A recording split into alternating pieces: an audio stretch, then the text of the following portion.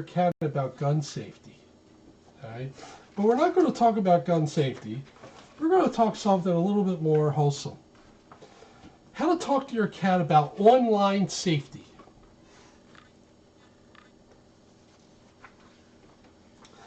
Do I really need to talk to my cat about online safety? Long gone are the days when we might separate real life from being online. The internet has become an integral part of everyday life for virtually all Americans, as well as their cats. The modern cat is just as likely to play with a computer mouse as a living one, and the friendships your kitten makes online will often feel as important to them as the one they have with the cat next door. Whether you like it or not, cats are using the internet in record numbers. And the information superhighway is here to stay. But be warned, the internet can be a dangerous place for an unwary cat. And in many ways, the virtual world is as perilous as a real one. As a responsible pet owner, you must prepare your cat for the dangers of the internet, just as you would prepare them for real-life threats, like mean dogs, ghosts, thermonuclear war, etc.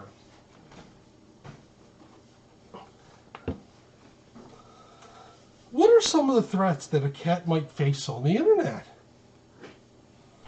When you first warn your cat of the predators who lurk on the internet, he might think you were talking about a coyote or perhaps an owl. But the predators your cat will face online are much more dangerous. Cyberbullies, hackers, identity thieves, and others who will stop at nothing to lure your innocent feline in their depraved web. The internet is full of those who would harm your fluffy friend. But the greatest threat to your cat is someone you might never suspect. Itself. It is your cat's own naivety and foolhardiness that is most likely to get him into trouble. Your cat has grown up with the internet, but that doesn't mean they know how to navigate it safely. Many younger cats and kittens have an inflated sense of their proficiency using the World Wide Web. Just because they know all the coolest websites doesn't mean they know how to be safe. Hubris and a feeling of invincibility are the things most likely to get your cat and you into trouble. Make no mistake, whether they're using it to do their taxes, to shop online, or to chat with friends, it's obvious. Cats love computers. Computer usage among cats has never been higher, and experts predict these numbers will only continue to skyrocket as increasing numbers of cats realize that computers are good for something besides sleeping on. Now, let me show you a couple pictures.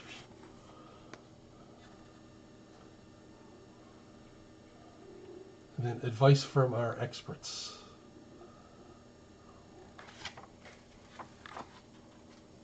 Experts, EXPURRTS.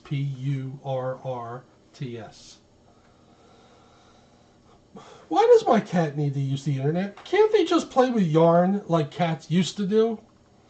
There are some things that will never go out of style, like baseball or patriotism. Cats do still climb trees and sit in boxes, just as they've done for generations. No matter how much technology changes, that never will. Thank you, Craig. But it's important to understand why the internet can be such an alluring place for a young cat. Internet experts believe that almost 30% of all content on the internet is now funny pictures or videos of cats, a number that continues to climb with every passing year. There are numerous social media sites, such as Friendster and MuseSpace, where your kitty can meet other cats from all over the world. Meanwhile, Keyboard Cat, Little Bub, and Grumpy Cat have shown kittens everywhere how being on the internet can make you a star. It's no wonder that our furry friends consider the internet to be the best thing since cat pajamas. Some cats have trouble understanding that a computer mouse is not something to be hunted and killed. If your computer mice are being mangled by a confused kitty, consider getting him a laptop with a trackpad instead. God. If the internet poses such danger to my cat, maybe I shouldn't have it in my home.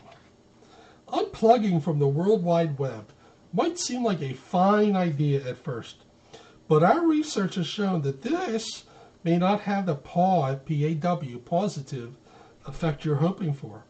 Consider this. There are many other places other than your family computer where a cat can access the internet.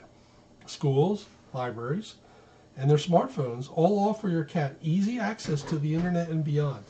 We even heard that cat cafes, once popular only in Japan, are popping up with increasing frequency in cities across America. Finally giving cats a place where they could socialize and sip espresso. That's ESPURRESSO while surfing the internet. Like it or not, your cat will find a way to access the net.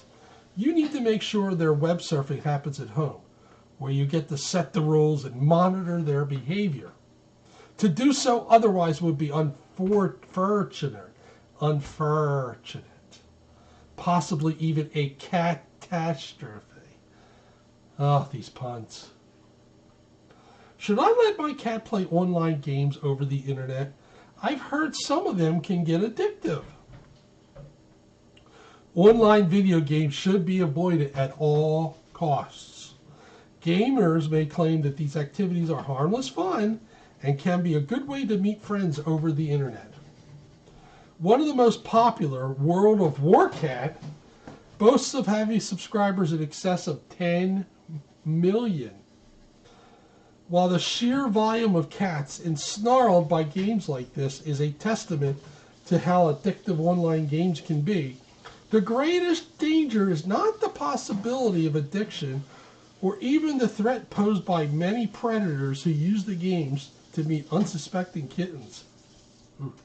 No, the danger is that these games frequently have strong elements of fantasy and magic, which are used to indoctrinate innocent cats to other teachings. We have seen reports that players in World of Warcat can cast spells, summon demons, and participate with goat-legged satyrs. Let your cat play these games at their peril. Once your cat begins using magic to invoke foul, abysmal beings online, it is only a matter of time before they'll be doing the same in real life. How can I protect my cat against cyber criminals?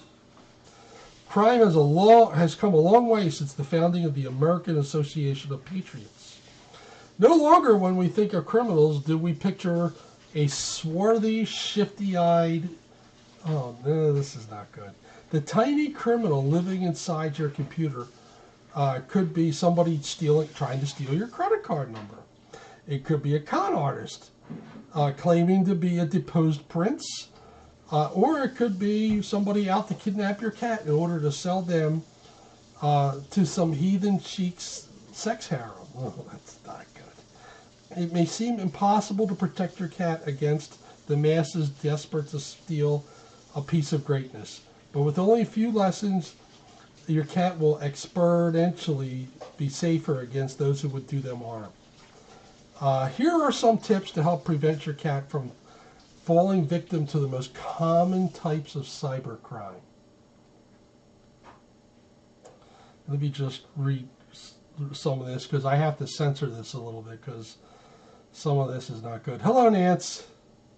Identity theft is one of the most serious threats your cat will face online, as it is the one with the greatest potential to harm both of you in the real world.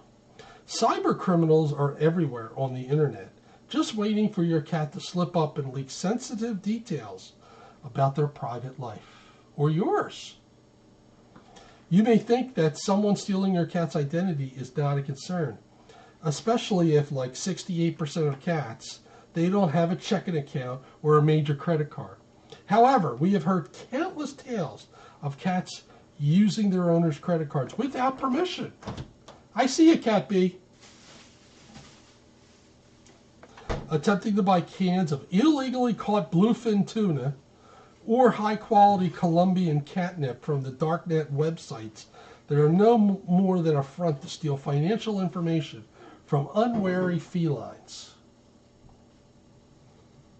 If your cat does buy things online, provide them with a prepaid credit card or a gift card to limit the risk of identity fraud.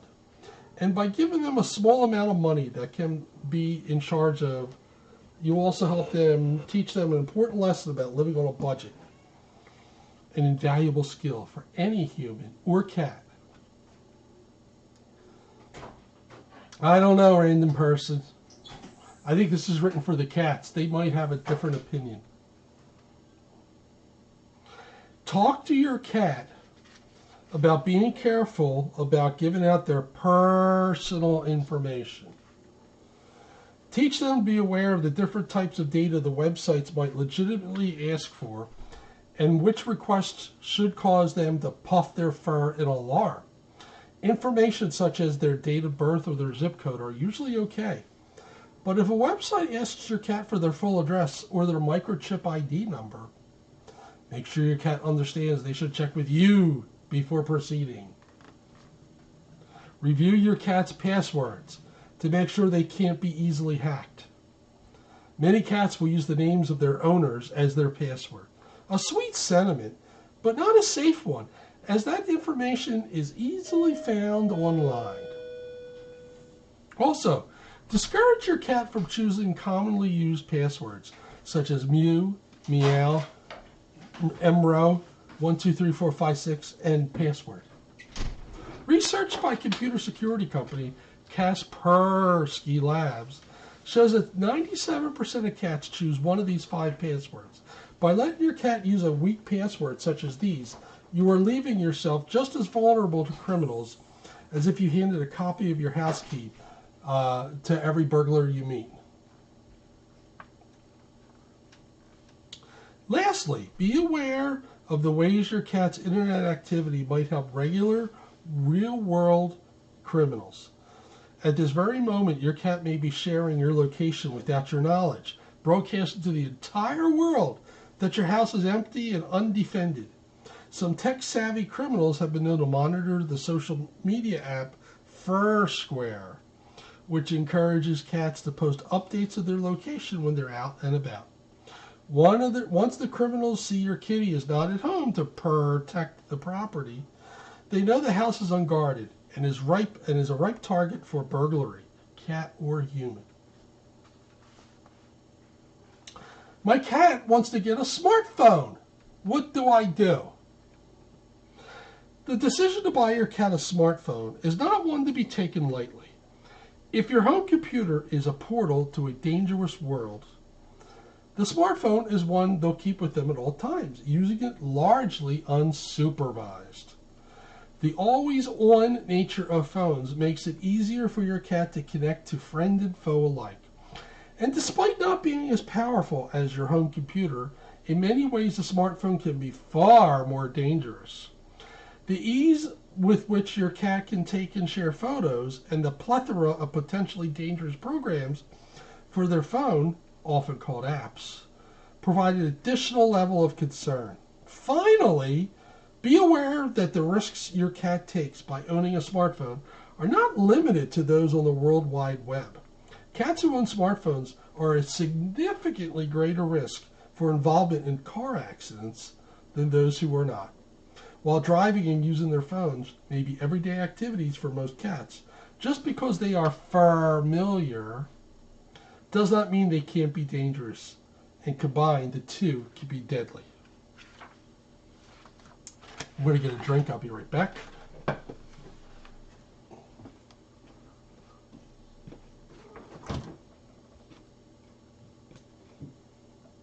Sherry, 0 sugar.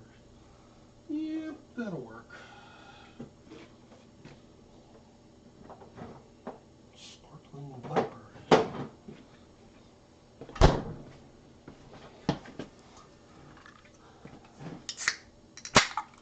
All right.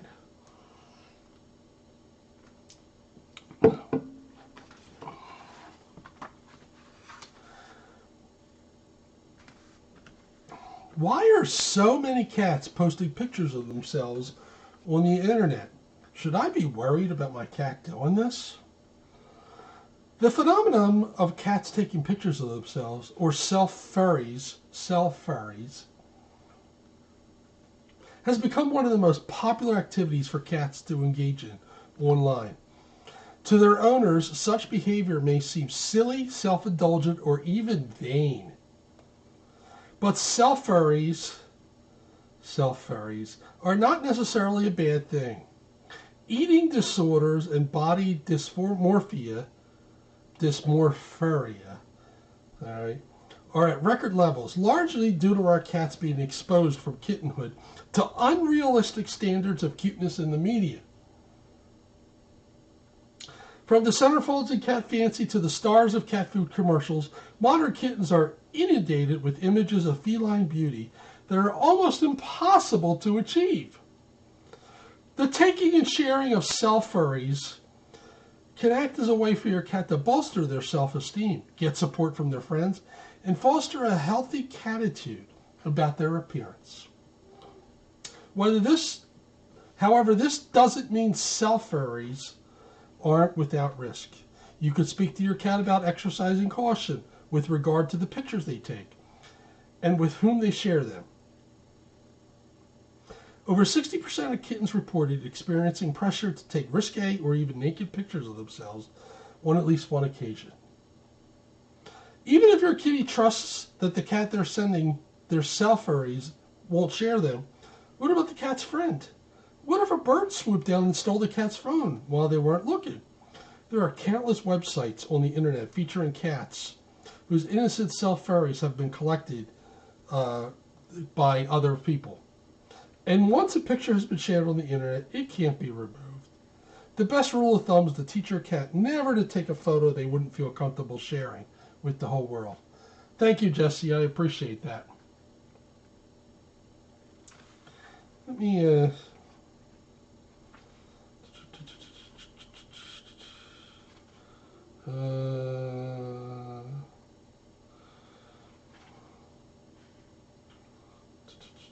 yeah, that's how to talk to your cat about drugs.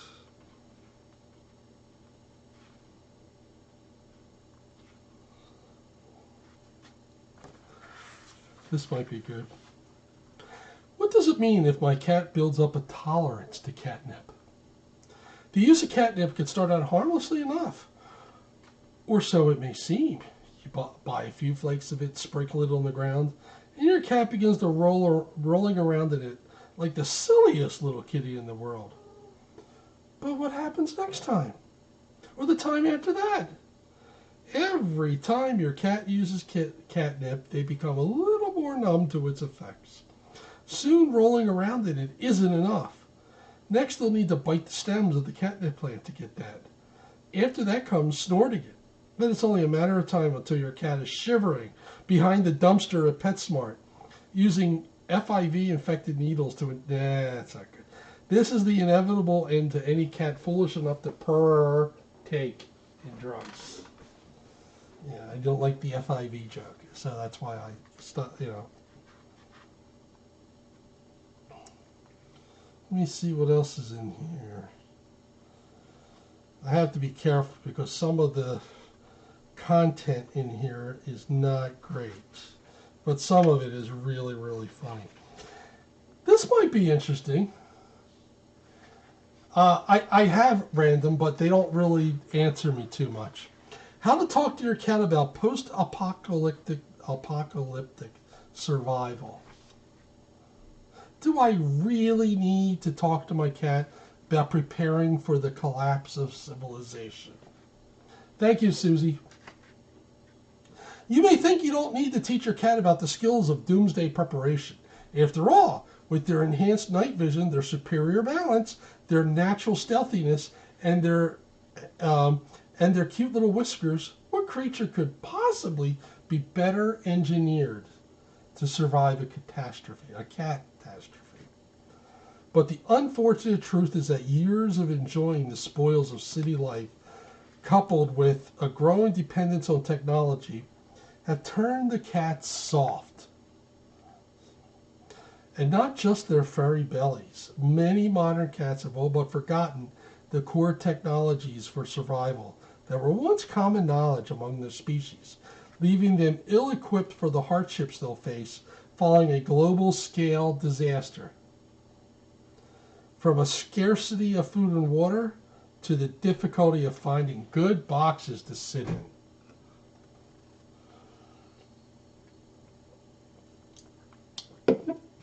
Teaching my cat these skills seems like a waste of time. Are we really in danger of witnessing the collapse of civilization? Almost undoubtedly, yes. History has reached a tipping point. Our great nation has been great. Oh, God. I want to.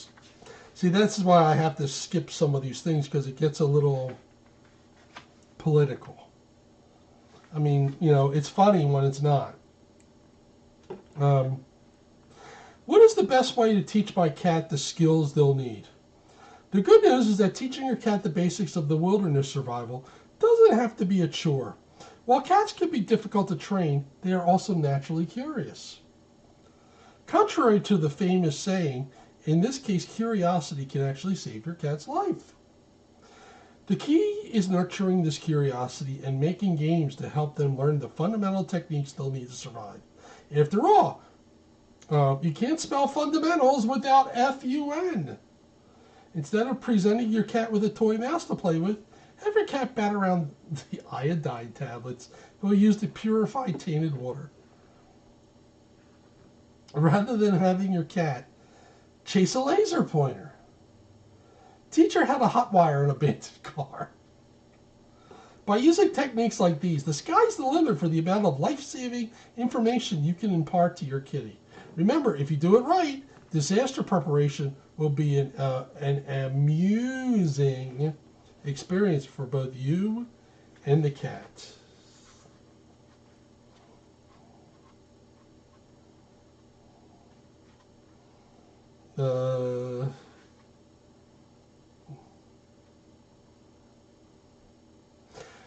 I've heard it's important that my cat not talk to anyone about our plans. Why is that? Once your cat starts getting excited about prepping for doomsday, they will naturally want to talk to their friends about it. However, all your hard work could quickly be undone if you fail to impart to your kitty the importance of not telling anyone about your supply caches, weapons, or bunkers. Post-apocalyptic existence is going to be a cat-eat-cat world. A single bullet can spell the difference between life and death, so it is imperative that nobody and no cat knows the details of your plans. It might seem harsh, but it will be for the best if you're upfront with your cat and tell them that if they speak to anyone about your plans, there's a very real chance someone they love could die. All right. I don't think we're going to read that one because that is totally, let's see, what else do we have here? No.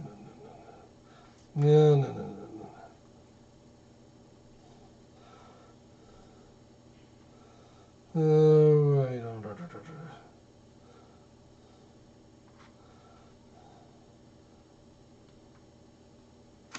Let's switch it up a little. I'm going to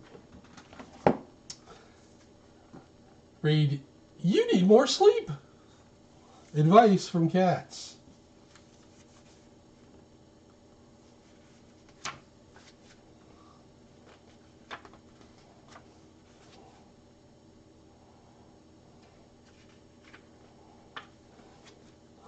Introduction. Listen to the cats.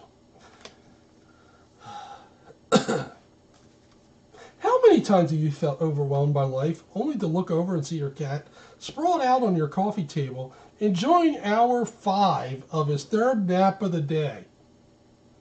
How many times have you overanalyzed your every little action only to notice your cat peeing in full view of everyone?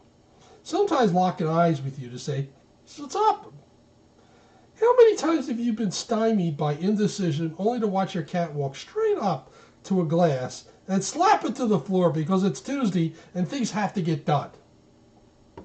Yes, for eons, cats have led lives of utter confidence, complete indifference, and blissful indifference, while people continue to drive themselves to the brink of insanity with self-doubt, neediness, and the horrifying sensation that whatever they just texted, tweeted, or emailed will be the very end of their job, relationship, or reputation.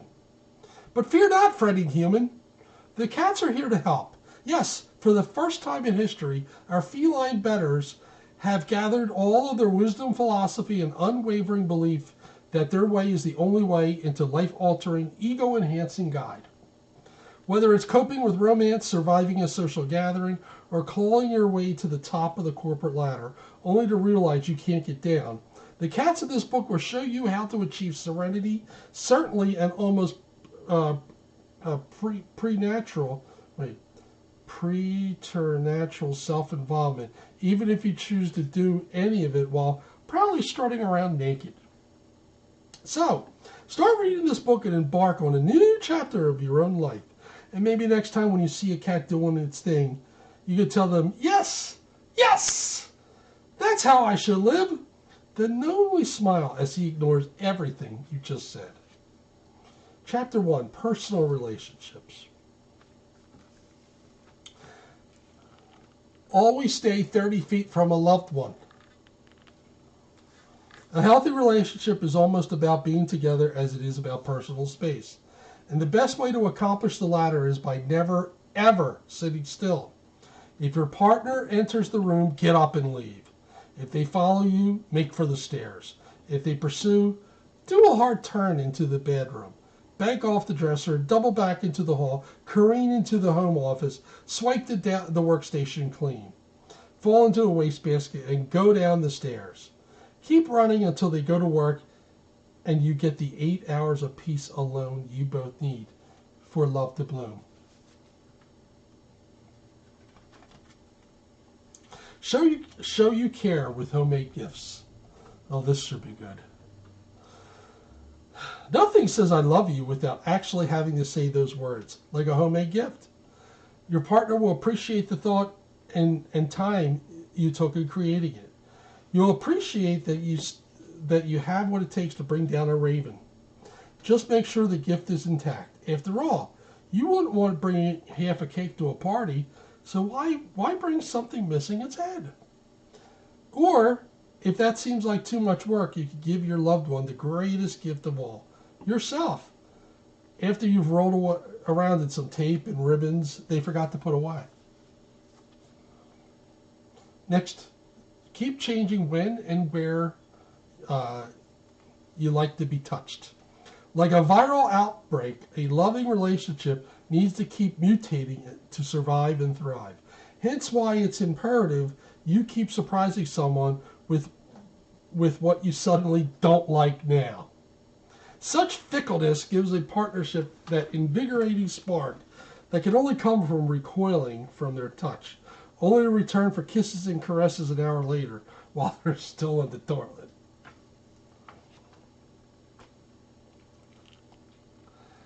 Next, any lifelong affection can be summed up in 6 seconds. Love is never as complicated as humans make it out to be. It's simply about letting your partner, hi! You see that, right? It's simply about letting your partner shower you with affection for that brief moment between expressing sincere tenderness and trying to instill Stockholm Syndrome.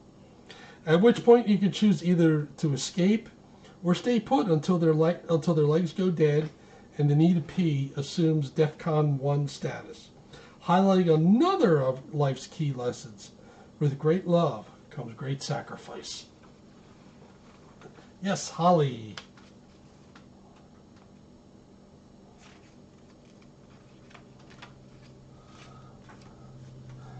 Oh, I don't see Stephen. Oh yeah, in the picture, yeah, yep.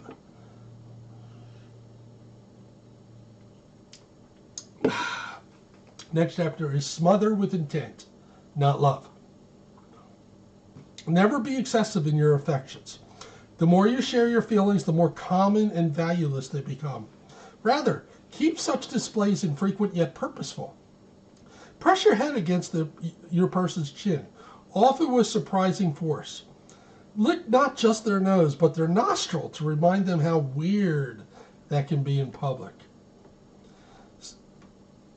In short, do anything that will get them the heck out of bed by 4 a.m.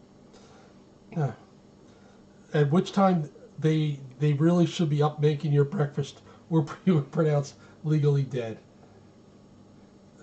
That's true, Maria B. Yes, I hope you do too. Yeah, I'll be back next week. Sit on their head until their head clearly turns blue. What's theirs is now yours. Relationships are about two loving individuals coming together to cram all their things into one tiny studio apartment. That's why it makes perfect sense to assume your partner's belongings are now yours, no matter how well or how high they hide them. After all, the word share is jumbled right in the word relationship. So is the word purloin if you misspell it. So run off with their favorite socks. Reach into the beverage for one of their ice cubes, olives, or just to see what 21-year-old scotch feels like. Play with their every possession, even the ones described as fine china. The more you treat it all as communal property, the more you don't have to worry about breaking a few things. Next is get involved with your partner's interests right now.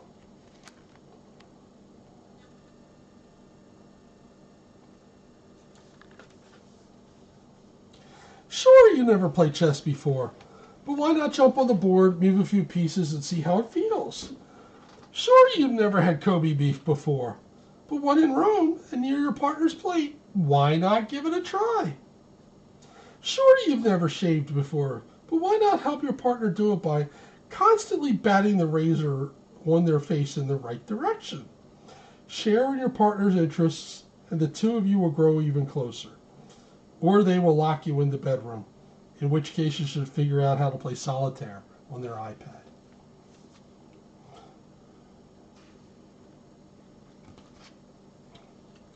Say hi to your partner's friends once.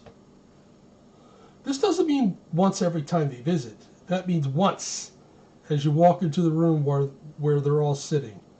And then keep walking until you've walked out the other side. That is, unless the room only has one point of entry, in which case you'll have to walk back, preferably behind or under furniture, or while hugging the wall, eyes always averted. If anyone calls out your name, either remain perfectly still for upwards of an hour, or make a fast break for it with a total disregard for what you just knocked over or got entangled in. Look upon your loved one as if you remember their name. Does your partner often look at you, then stare at you, and then start making fake coughing noises towards you until you finally turn your head to look out the window instead? That's because people in a relationship like to be acknowledged. Hi, London girl. So every so often, look upon them adoringly with a passing glance as you peer out from behind a curtain while evading their grasp. It will make them feel special and maybe even make them look at something else for a change. Trust the person that feeds you regularly.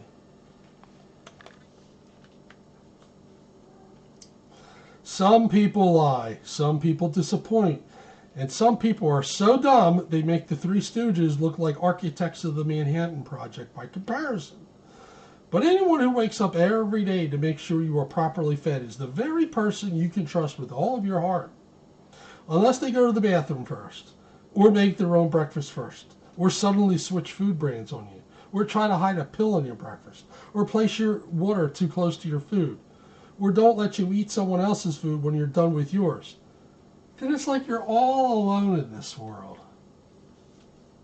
Yeah, we don't have that problem, do we? 3 rules to a long, loving relationship. Almost never remind your partner that you're in a relationship. Let them mistake your joy over passing gas for a smile of affection. Oh, God. Lovingly hug them when they're asleep so they can't make some big deal about it. Take a trip together by leaving first. Do you spend too many of your weekends snuggled up on the couch with your loved one? Take a holiday from the usual by suddenly departing unnoticed. After a few hours, your partner will realize you're missing and commence a frantic search. And that's when an exciting trip begins as they explore sites they rarely ever visit, like crawl spaces and underneath patios looking for you. Return just as suddenly by nightfall or the following morning and listen as they recount tales of wandering wild-eyed on all fours trying to find you. Then smile warmly, relishing the great memories you made together. Oh, this is going to be good. Never let anyone dress you.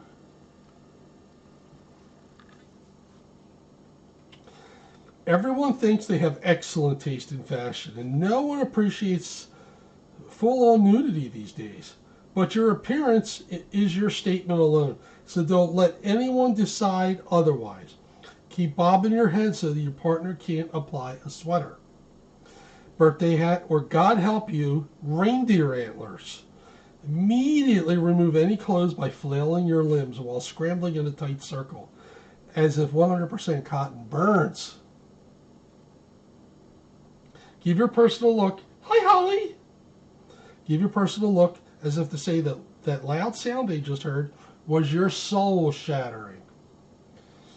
Make a stand, make a scene, and make like you're more than willing to bite. And you'll always be free to be yourself. This one is actually my favorite because how many of us give nicknames to cats? All right, and sometimes some of them have a lot of nicknames. So this chapter is called Allow No More Than 2 Nicknames. Nicknames are terms of endearment with the exception of those that end in head and other things. But it's wise to limit them to 2 tops. The more nicknames a loved one gives you, the more you have to remember, and the increasingly bizarre or outright bewildering they become.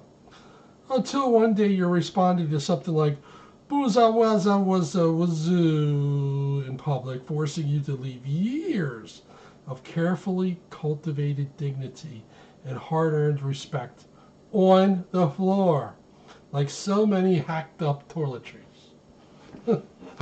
Savor the silent treatment. Being in a relationship means being in danger of having a conversation at any moment.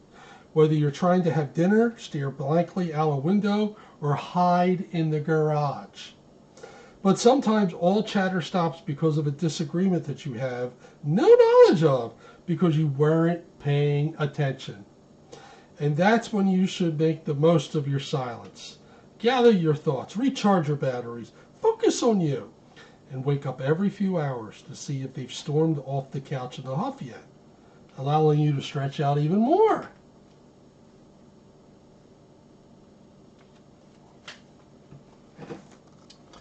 Next chapter is show appreciation to your partner so your partner keeps giving you stuff.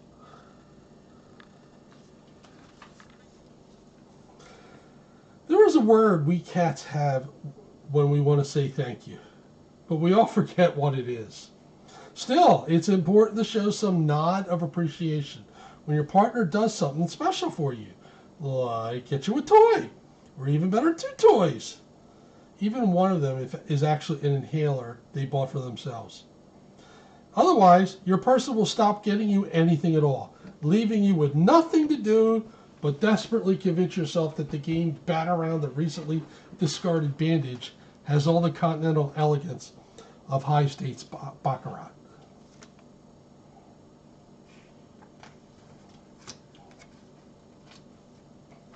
Manage emotionally needy people.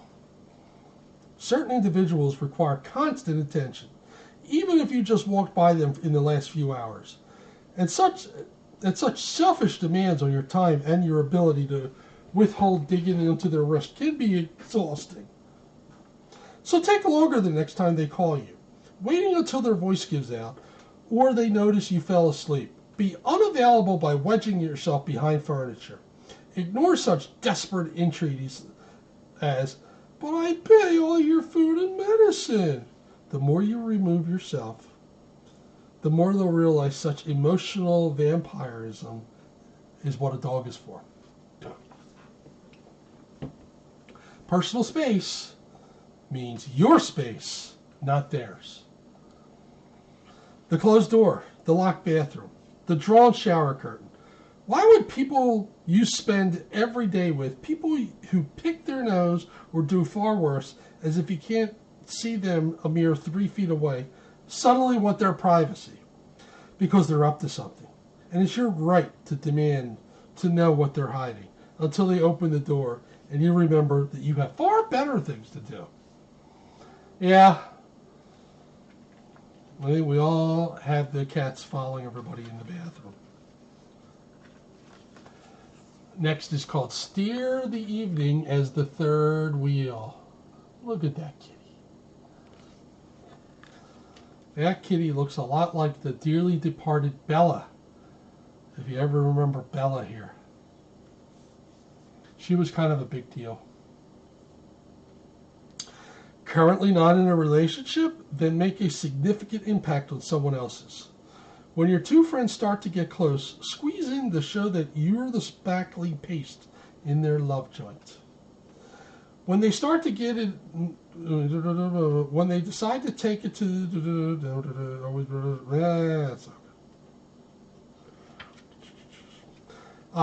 this is actually better. Social interaction. For when you wake up to find a bunch of people in your house. Don't be nice to unpleasant people. Occasionally you will find yourself in the company of a most horrid individual, often in the form of an unwanted guest or other people's children. And occasionally that person needs to know just how horrid they truly are. So stiffen your posture to express disdain. Widen your eyes to convey contempt. Oscillate the volume and frequency of your hisses in accordance to the person's physical distance from you, resulting in something like a theremin provided entirely by hisses. In short, do anything and everything you can that might recall Maggie Smith, realizing she's just been seated next to a footman on Downton Abbey. Oh, God.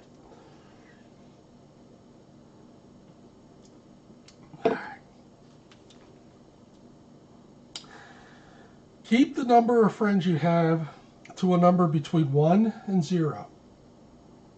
The more friends you have, the more things you have to remember, like their names, and why they keep calling you, and all the ways you can get out of social engagements with them, and where you can hide until they leave you alone for good. That's why you should only have half friends or associates. Associates don't expect to see you very often. Associates rarely ever call. In fact, their associates are happy if maybe you just pay your respects at their funeral, most likely via video chat. Next is called You Can't Have Privacy.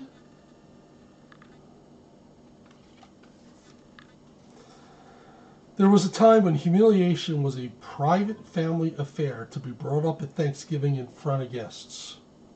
But thanks to social media, every indiscretion can be viewed every day by millions, under such titles as Behind Stuck in Shoebox. That means you must behave as if all eyes are on you at all times. Do not fall asleep in a manner best described as simply precious, or somehow on a towel rack. Don't perform actions not usually associated with you, like suddenly playing the piano or falling headfirst into a toilet. Don't move your mouth in any way that allows someone to add a voice track. The more you're on guard, the less likely you'll become a meme. Make people come to you. Making new friends is as much about screening out the losers as saying hello. That's why you should let people earn your potential companionship by nervously approaching you while you look at them with an expression that simultaneously says, "Do you have any catnip?" And I'll simply go back to sleep if you accidentally fall through that open door down the basement stairs. When they finally do reach you and offer their hand in friendship, stare at it. If they're still holding out their hand 10 minutes later, you can relax and they can sit down to start praising you. Oh. Enter a room like you own it and everyone inside it. Don't talk to anyone. Don't look at anyone. Do go straight to the food table and shove your head so deep into the casserole, people will think you're splunking for elbow macaroni. Don't reemerge until you clearly demonstrated that everything there is yours for the taking, or they bring out some sort of meat dish.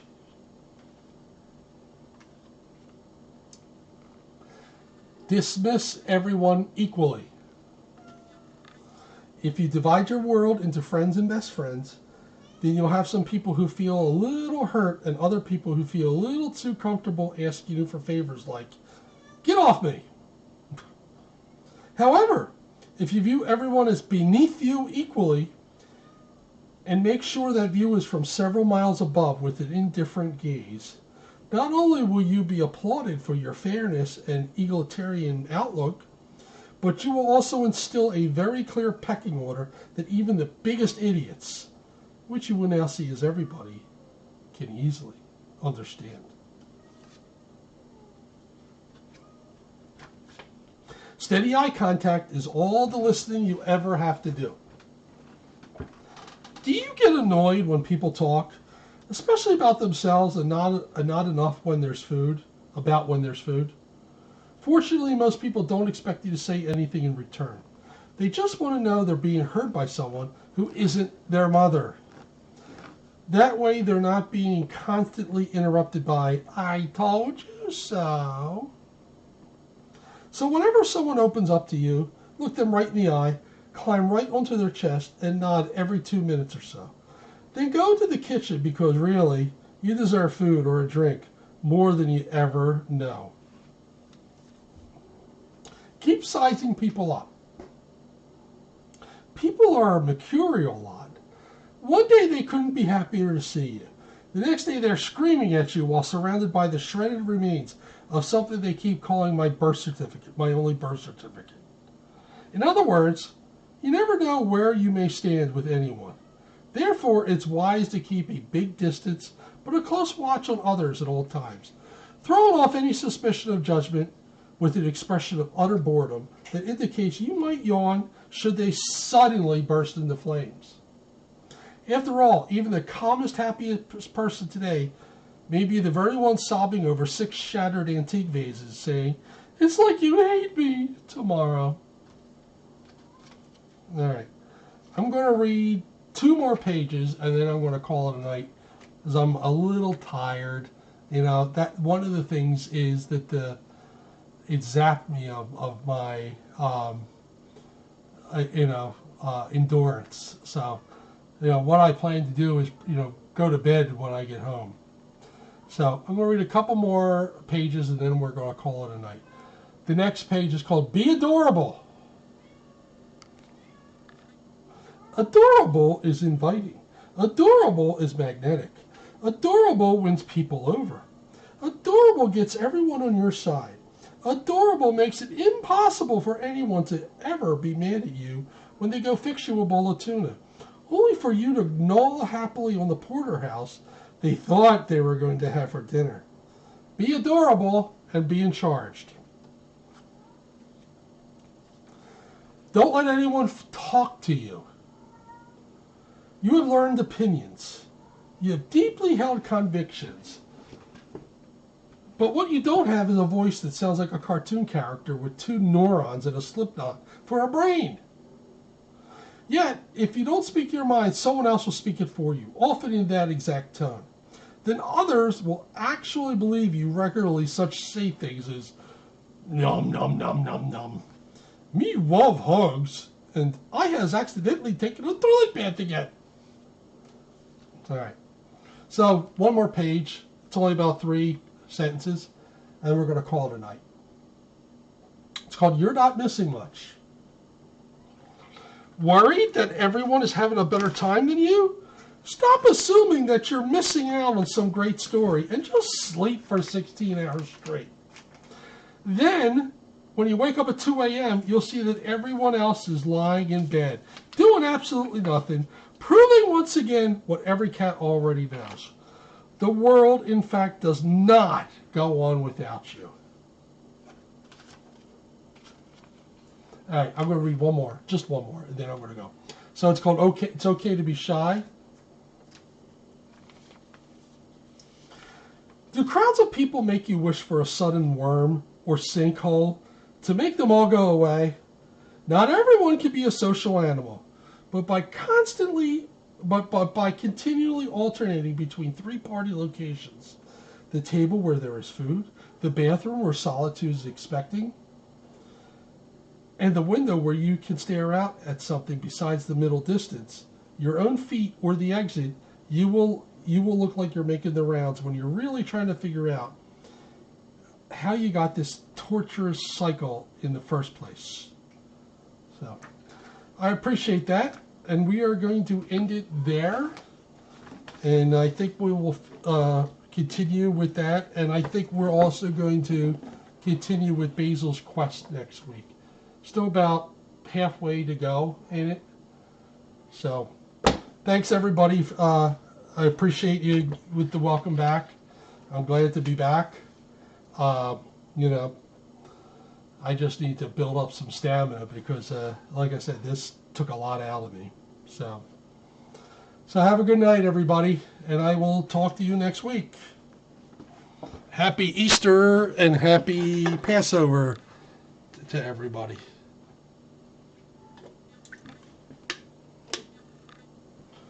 Good night.